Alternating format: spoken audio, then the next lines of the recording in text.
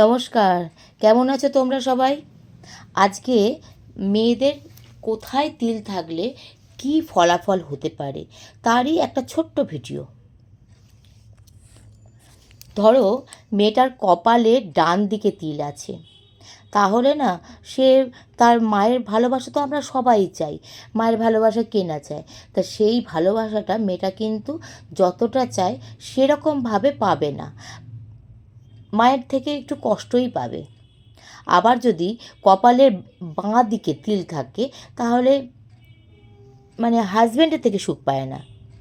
আবার কপালের মাঝখানে যেখানটাতে আমরা টিপ পড়ি সেই রকম জায়গায় যদি মানে তিলটা থাকে তাহলে মেয়েটার একটা লাভার হয়, মেয়েটা একজনকেই ভালোবাসবে, কিন্তু মেয়েটাকে 8টা পুরুষ ভালোবাসবে।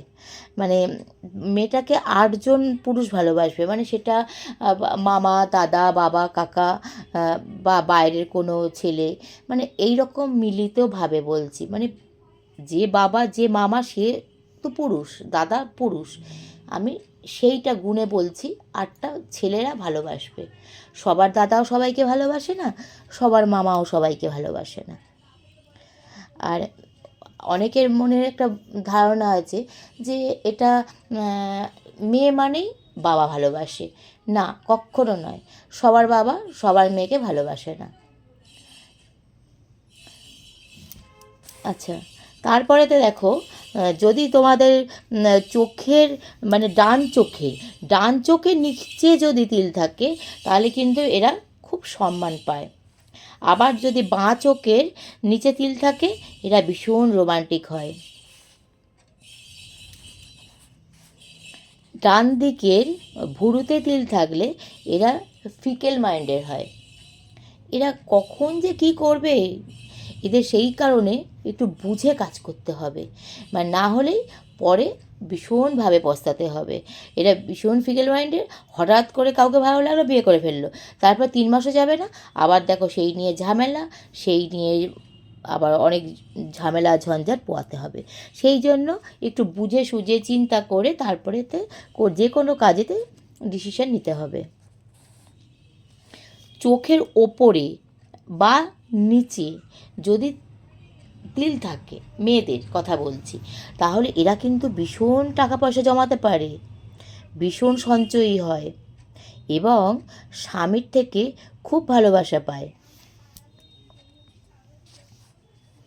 কানের নিচে তিল থাকলে প্রচুর শত্রু হয়। তোমার কি আছে কানের নিচে তিল? দেখো তো তাড়াতাড়ি। কানের নিচে তিল থাকলে প্রচুর শত্রু হয়। আর নাকের ওপরে তিল থাকলে হাজব্যান্ড, এই সব মেয়েদের হাজব্যান্ড যাদের নাকের ওপরে তিল আছে তাদের হাজব্যান্ড বেশ একটা ভালো, একটা বড় সড়ো র্যাঙ্কে কাজ করছে বা বড় একটা ভালো ব্যবসা করে, বেশ একটা বড় পদে আছে, তাদের কোনো অর্থের কষ্ট নেই। ঠোঁটের ওপরে তিল থাকলে এরা পড়াতে মানে মানে পড়াশোনাতে খুব ভালো হয়, রেজাল্ট খুব ভালো করে, ভীষণ ভালো মিষ্টি করে কথা বলতে পারে। আবার যদি ঠোঁটের নিচে ঠোঁটের বাম গালে, বাম গালে যদি কালো তিল থাকে তাহলে এদের হচ্ছে পয়সা থাকে। আর যদি বাম গালে কালো তিলের জায়গায় লাল তিল থাকে তাহলে এই সব মেয়েরা না মিষ্টি খেতে ভীষণ ভালোবাসে। আরও কিছু আছে, সেগুলো তোমাকে আরও পরে বলবো তোমাদেরকে। আজ এই পর্যন্ত থাক। জয় মা দয়াময়ী তারা, জয় গুরু বামদেব, জয় গুরু জয় গুরু জয় গুরু। পরে আবার আসবো অন্য কোনো দিনকে।